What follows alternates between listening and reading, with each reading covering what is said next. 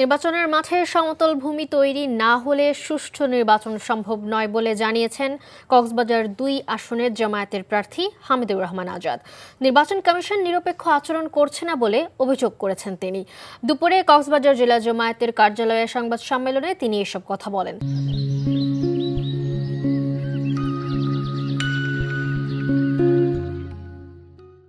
নির্বাচন ঘিরে আচরণবিধি লঙ্ঘনের অভিযোগ তুলে আজাদ বলেন, প্রশাসনকে অবশ্যই নিরপেক্ষতা বজায় রাখতে হবে। অবাধ, সুষ্ঠু ও গ্রহণযোগ্য নির্বাচনের জন্য লেভেল প্লেইং ফিল্ড নিশ্চিতকরণে প্রশাসনের দৃঢ় ও দৃশ্যমান ভূমিকা পালন করতে হবে বলেও জানান তিনি। আগামী ২রা ফেব্রুয়ারি জামায়াতে ইসলামীর আমির কক্সবাজার সফর করবেন বলে জানান হামিদুর রহমান আজাদ। প্রয়োগ করতে গিয়ে যে নির্বাচন কমিশনের আচরণবিধি তারই রিটার্নিং অফিসার এটা বাস্তবায়ন করে।